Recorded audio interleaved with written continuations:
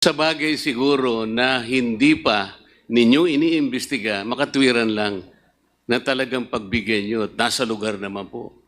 Ngunit sa ganito pong itong pag-uusap na ito, na ang involved pong subject matter yung 2023 na inyo pong iniimbestiga, hindi po ba nyo naisip na maaari pong makompromiso ang ginagawa ninyo? Halimbawa po, hindi po ba sa mga proseso o procedures na ginagawa po ninyo, ang audit observation memo at saka notice of disallowance ay confidential po in nature? Yes po. Ang mga partido sapagkat wala pang ang conclusiveness eh. Iniimbestiga pa nga lang eh. Tama po. Yes, Mr. Chair. Actually, audit lang po yung sa amin, not technically, hindi po investigate. Kaya nga importante po na ma-protection kasi ino-audit nyo lang. At alam po ninyo, yung pag-audit ay maaari pong i-contest mula sa level ng regional director, kung nasaan man nag-umpisa. Kung sakasakali pong hindi natapos doon, maski sa level ng commission proper, inaapila pa rin po. At kung sakasakali po hindi napagbigyan doon, umaabot din po yun hanggang sa kataas-tasang hukuman, hindi po ba? Kaya po pinapanatili natin confidential ang proseso. Hindi po ba nyo naisip kung sakasakali, yung pong ginagamit po ninyo sa inyong pag-audit ay ibibigay po ninyo sa Committee on Good Government, mabubuyang-yang po yung mga dokumento because of the nature of the hearing in the House of Representatives. Tama po? Tama po. Kagaya po ng nangyayari ngayon. Bago po ako magpatuloy, ay gusto ko munang itala on record na hindi ko po binibigyan ng hatol. I am not judging what the Committee on Good Government has done so far in relation to the documents that you furnished this office. Ang sinasabi ko lamang po, kanina po sa unang pagtatanong ko sa inyo, ang sabi po ninyo, there is no other office or agency of government na binigyan po o inallocate ng ating saligang batas para kopyahin ang ginagawa ninyo. Wala na po, kayo lang. Hindi po ba niyo naisip na ang inyo pong gawain, ang inyo pong gagamitin sa inyong pag-audit ay nagamit po ng local government at hindi nyo man lang ipinaliwanag, sana kanina pa po na tinatanong ko, bago pa po ninyo ibigay, pinagbigyan nyo sana yung sulat po ng attorney sapagkat nasa inyo na po ang pag-uusisa ng pag-audit. Masasakripisyo po, masasapubliko po ang gagawin ninyo kung sakasakali. Tama po ba? Tama po, Mr. Chair. Ang audit po ay exclusive sa Commission on Audit. Pero since ang Congress po ang may hawak sa yung pera po ng yung power of the purse po, I think we do recognize yung Congress oversight over that power, and similar to sub judice po, hindi po nababind ang Congress pagdating po sa power ng Congress na yun po. Mr. I think Chair, hindi gusto ko naman pong- po audit ang gusto nilang gawin, which is yung audit po ang sa amin. So, Mr. Chair, gusto ko pong malaman sa sagot ng ating representative ng COA. Opinion mo ba yan o yan ay kinuha mo sa pinakamataas na opisyal ng COA sapagkat hindi ikaw ang magbibigay ng katwiran doon sa kung ano yung power of the purse at kung ano ang significance nung sabpi na tinanggap ninyo. Ito ba ay pinag-usapan ninyo, tirefer mo sa commission proper? Somehow na-discuss. Ano po? Somehow po na-discuss. What do you Although mean ang- somehow? Kasi po importante yun eh. Alam po ninyo na magkakaroon po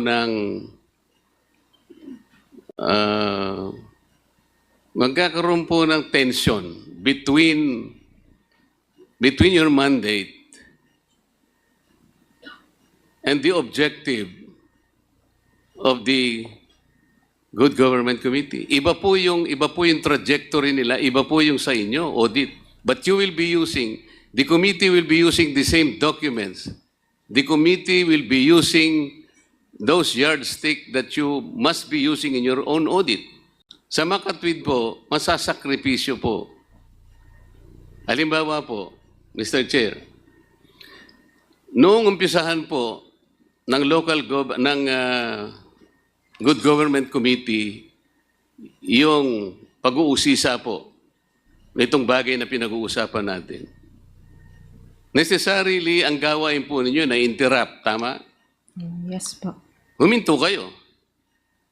Hinihintay ba ninyo kung anong magiging outcome po ng pag-uusisa at pag-iimbestiga ng good government? Paano pong hinihintay po, Mr. Chair? Na-interrupt kayo eh. Sa mga tweet, ang gawain po ninyo ay nabalam. Nabinbin kayo. It continues naman pa rin po kahit na may mga... Kasasabi mo lang kanina, na-interrupt eh. Ngayon, continuous. Itong sa OVP po, pero sa other audit, Ito po sinasabi natin, itong pinag-uusapan, the subject matter of the law of this Good Government Committee. Necessarily, ang trabaho po ninyo in relation to the issuance of that audit observation memo was interrupted. Tama po, Madam. Opo, but yung sa other liquidations naman po ng other offices, continues pa rin naman po. Or sa other, yung sa katulad nung pong sa 2023 na audit, nireceive naman pa rin po namin yung mga compliance po nila. Madam, dito po sa binasa kong provision kanina, Mr. Chair, kayo po ang may karapatang gumawa ng isang comprehensive program kung paano isasakatuparan ang pag-audit sang-ayon po sa pamantayan ng ating saligang batas. It cannot be delegated to any other agency. Nag-usap na tayo kanina. Yes po. What has been delegated can no longer be delegated. Yes. That is a principle of law. Yes po. Sa mga abogado pong nandito, alam po nila yan eh. Potestas delegata, non delegare potest. Nagkakaintindihan po tayo. Yes po. So effectively, you delegated the idea, the work that you have been doing in the first. Ano ngayon, hindi po ba na-compromise yung independence ng Commission on Audit? You have to remember, the COA is an independent constitutional body. Yes, Mr. Chair. I believe there is no compromise naman Yun po. ang palagay mo. Since yung audit procedures still belong with the Commission on Audit. Yun ang palagay mo. You're talking of procedures, pero compromise nga yung mga dokumentong gagamitin ninyo eh. Kasi binigay mo nga, sabi ko nga sa'yo, walang kasalanan ang committee ito sapagkat binigay mo without advising them. Sana man lang, sumulat ka man lang, and then the committee, malay mo, they have weighed their options. Baka sakaling hindi ganito nangyari. In this particular case, narinig mo kanina, nagsalita ang aming speaker. Sabi niya, let us strengthen the institution that uphold our democracy. Pero po, doon sa ginawa po ninyo, did you strengthen the foundation and the independence, the authority of the COA as enshrined in the Constitution? Mr. Chair, dun po sa compliance po namin, we emphasized on the confidentiality of the information. So kami din po, hindi rin po namin in-expect that it would be released. Seems this is always public. Ikaw naman. How can you say na hindi mo alam? Sa inyo po kasi confidential. Iba po yung modality nyo because this is audit. Pero once na binigay mo dito, the House of Representatives and all the committees will conduct and undertake meetings publicly. Wala po kaming private meetings. So pag sinabi mong hindi na compromise, opinion mo yun eh. Opinion mo. You are not in a position to tell us na hindi na compromise. Only time will tell. Siguro po dapat pinaalam po ninyo. The fact that you did not even, dapat sa... The go signal was from the chairperson. And so, ang napag-usapan You are saying po that the commission is- proper, who gives the go signal? The chairman of the COA? Sa being the head of the ICFAO po, siya yung head po ng ICFAO. No, I am asking the head of the institution The itself. head of the institution po, the head of COA po is the CP, but the head of ICFAO, the office, is the chairperson po. So alam po ng COA head ito? Yes, Mr. Chair. Alam niya, sigurado ka? Yes, Mr. Chair. The commissioners, alam nila? Yes, Mr. Chair. Okay.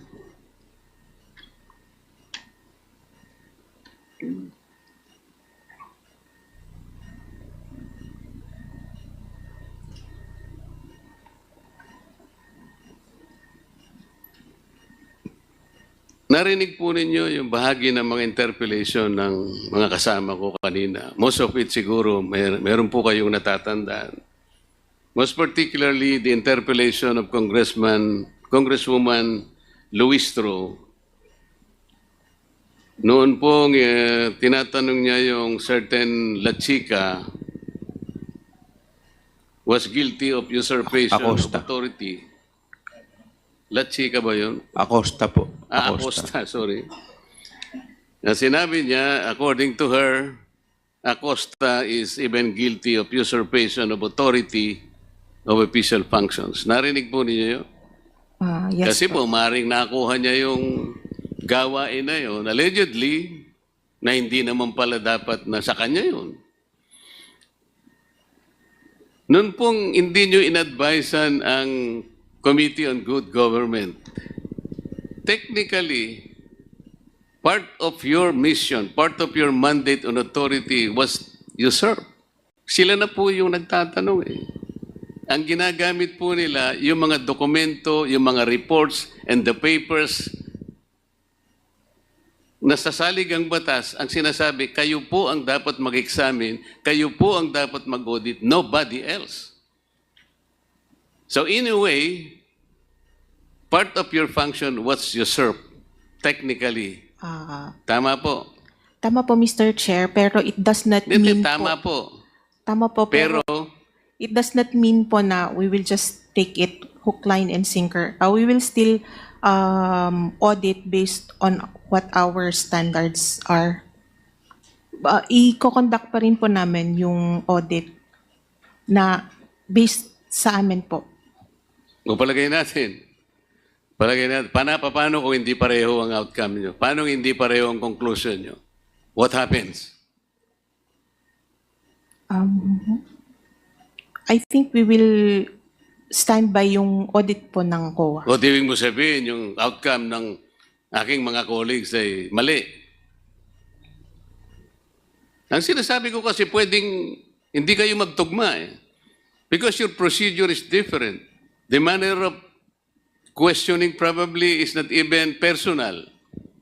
Passive ang sa inyo, active sila. Yes, Mr. Chair. On that part, we will still use our expertise Kaya nga, on our you will audit. still rely on your expertise because you are the expert.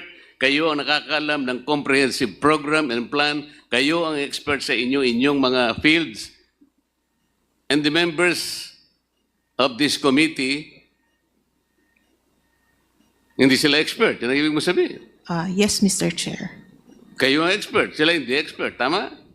Kaya pwedeng Iba naman po ang sa Kaya nga yun ang Congress, sinasabi ko Mr. sa iyo Chair. magkakaroon sigurado kayo ng pagkakaiba ng resulta.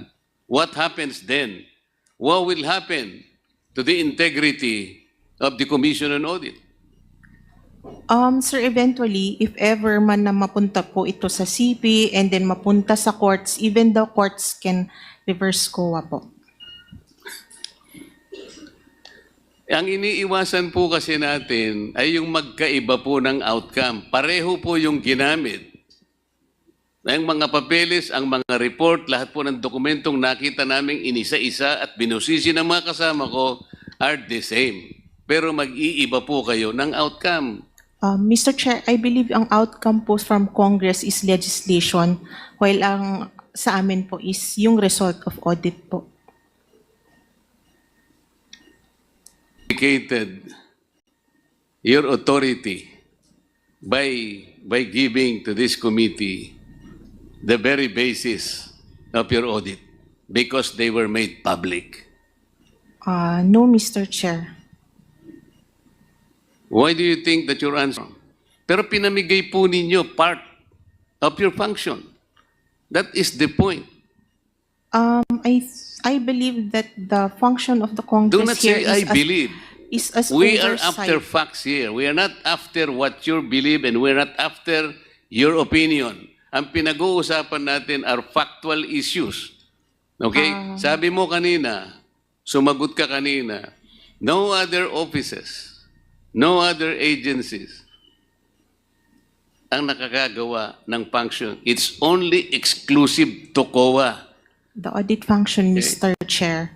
We just simply recognize the authority of the Congress.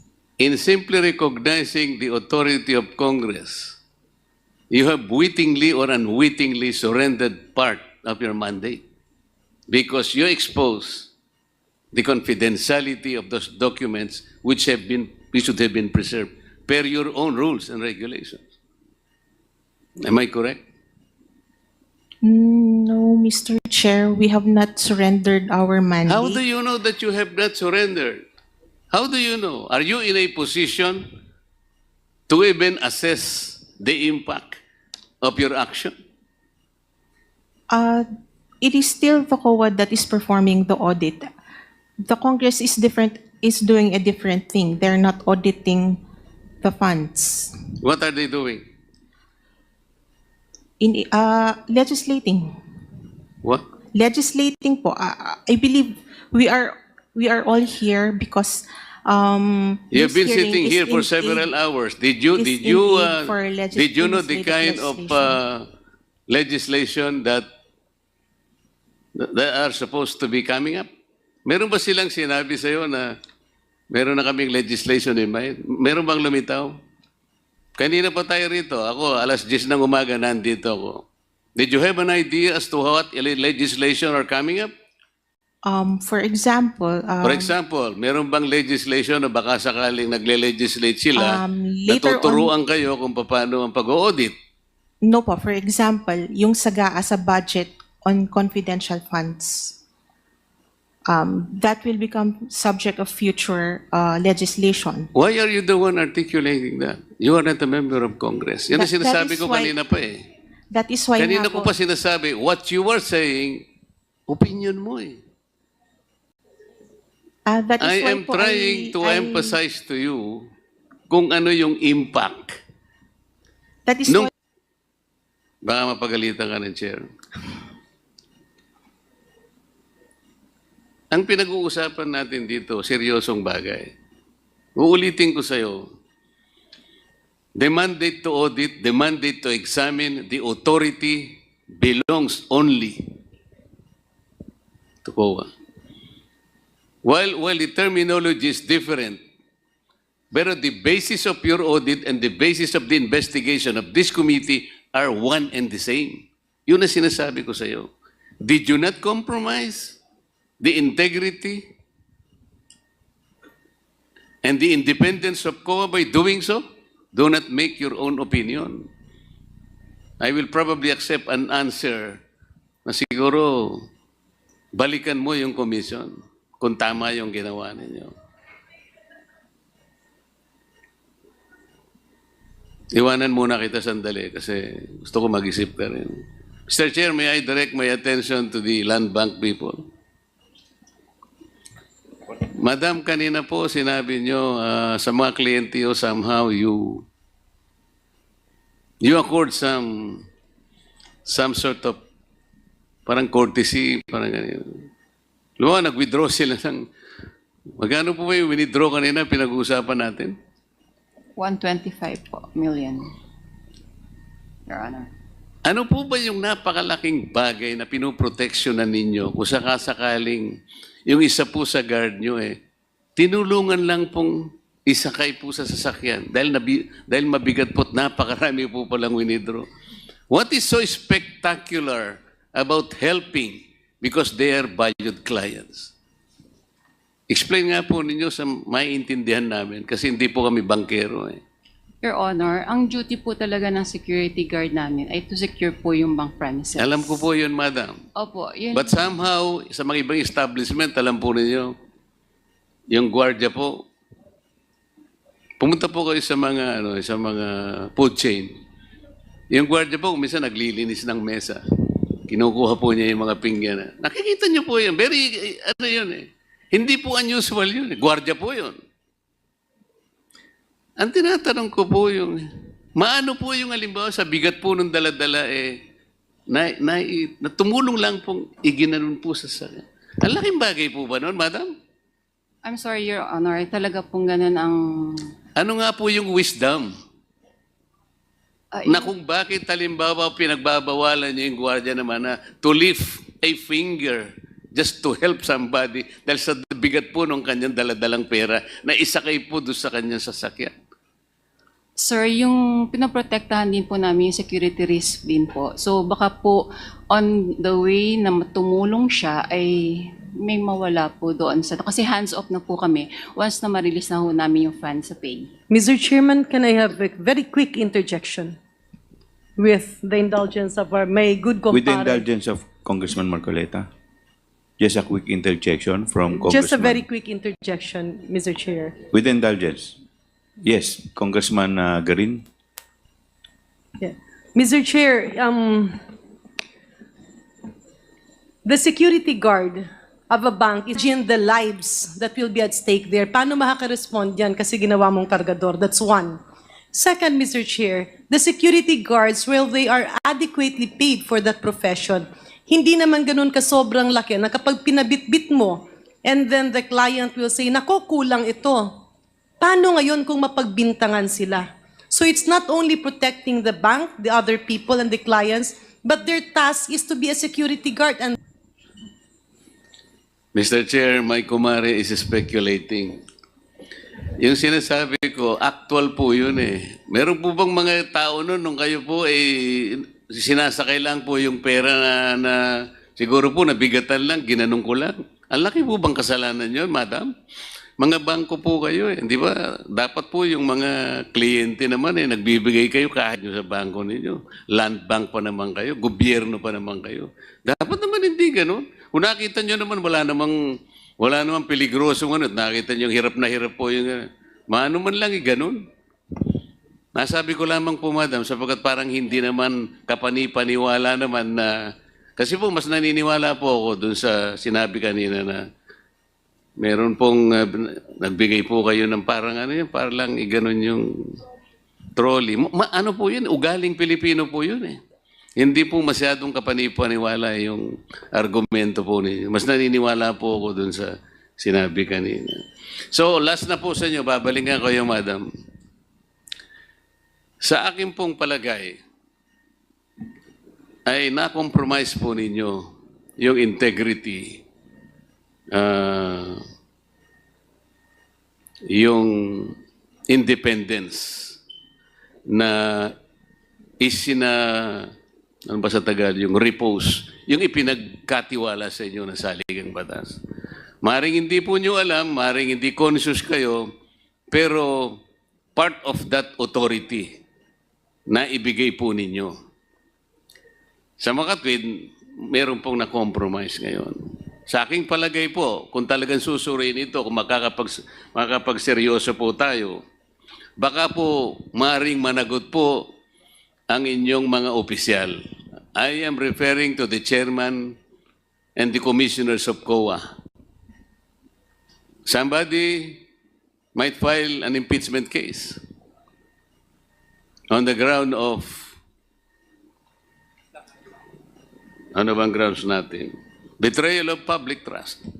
Alam po ninyo, mataas na uring pagpapahalaga yun eh. Kayo na rin po ang umamin at alam kong tama naman ang sinabi niyo. There is no other agency of government. Ang saligang batas po, mahigpit ang tagubilin. Siloso po yung saligang batas. Ayaw niya na meron po kayong ipagbibigyan pa. It was delegated exclusively to you. You cannot delegate that, even part of that particular authority and function. Mr. Chair, salamat po sa inyong panahon. Thank you, Congressman Marcoleta. The chair would like to pose a few questions to the COA, Attorney Camora. Attorney Camora, do you agree with me that COA, under the Constitution, have the power and duty to examine, audit, and settle all accounts pertaining to all revenues, receipts, so forth, and so on? Yes, Mr. Chair. Okay, thank you. And do you also agree with me that under the 1987 Constitution, it likewise provides, specifically Section 21, that the Senate or the House of Representatives or any of the respective committees may conduct inquiry in aid of legislations in accordance with its duly published rules of procedure. Tama po ba? Tama po, Mr. Chair. Okay, so perhaps this is the reason kung bakit po kayo sumunod sa subpoena duces tecum na binigay po sa inyo nitong committee. Tama po ba? Tama po, Mr. Chair. Salamat. Mr. At dito Chair, po sa... Mr. Chair. Excuse me, Congressman Marcoleta, I'm still asking questions. At dito po sa aming rules, maliwanag po dito, under Section 1, power to conduct inquiries. Pursuant to Section 21, Article 6 of the Constitution, the House of Representatives or any of its committees may conduct inquiries in aid of legislation in accordance with these rules. Second paragraph, the filing or pendency of a case before any court, tribunal, or quasi-judicial or administrative body shall not stop or abate any inquiry conducted to carry out a legislative purpose. Nung kayo po, ito po ay nandirito na sa NBank na po ba to? Nasa commission proper na po ba to? Wala pa po, Mr. Chair. Nasaan na po to? Yung NB po, hindi po Would po you siya consider na-appeal. this as quasi-judicial? You are exercising quasi-judicial function. If it goes to appeal po, it Okay. will be If quasi. it does not goes to appeal, nasaan pa lang po to? Nasa audit. Administrative. Yes po. Tama po ba? Yes po. So, ibig sabihin, pasok po dito sa amin. Sa binasa ko po, the filing or pendency of a case before any court or abate any inquiry conducted to carry out a legislative purpose. Tama po ba? Yes po, Mr. Chair. Okay. Ano po ang rationale nito? Ang rationale po nito, because Congress has the ano po? Anong function po meron kami? Legislative. On top of ano po ang pinakatama pong hakbang gawin? To file a petition before the Supreme Court. Petition for certiorari. Now, let me walk you through the specific constitutional provision. In the case of Romero versus Estrada, the Supreme Court emphasized that the inapplicability of the sub judice rule to inquiries in aid of legislation is not limited to criminal or administrative cases.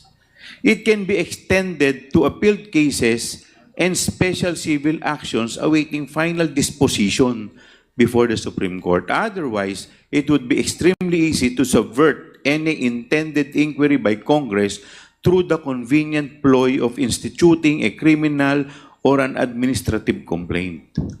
Surely the exercise of sovereign legislative authority, of which the power of legislative inquiry is an essential component, cannot be subordinate to a criminal or administrative investigation. Ito po ba ang first time na ang COA ay nasa pina ng Kongreso o ng Senado?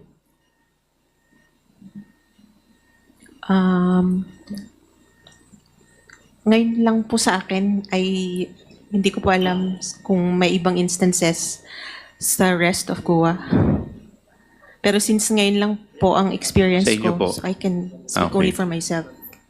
So, pero maliwanag naman po yung ating explanation na ang Kongreso po ay may kapangyarihan. Tama po ba?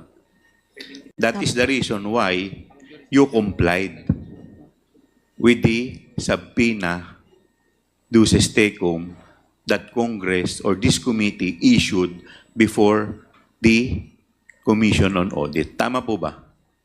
Tama po, Mr. Chair. Okay, thank you. Mr. Chair. Mr. Chair. Mr. Chair, Yes, Congressman Marcoleta. may I make a very short rejoinder? Mr. Chair, Yes, please. considering that you mentioned Article 6, Section 21 of the Philippine Constitution, that relates to our function in aid of legislation. It's inquiry or investigation in aid of legislation. Incidentally, Mr. Chair, Section 22 is the oversight function of Congress. Dapat sana ang COA ay doon po kayo bumase doon sa oversight function, not under Section 21, because that is in aid of legislation. That is the limitation imposed by law. Hindi po lahat ng investigation ay po pwede. Under that particular section of 21, there should be a legislative purpose. Nakabalangkas na po yun.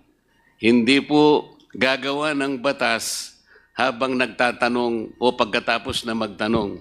Very clear po, it is in aid of legislation. Dapat prerequisite po nakabalangkas na yung batas. The reason why we are asking you to appear before us is to help us complete the legislation. Sa ngayon po, with all the questions answered and asked, wala pa pong malinaw na legislative purpose. Am I correct? Meron na po. Ano? Mr. Chairman, marami po. Point of order. Well, in Mr. Chair. fact, What is the point of order Point of of order, Congressman Mr. Chair. Acop? The Honorable Marcoleta has still the floor. Let him finish. As I've said a while ago, we follow our rules. Yes.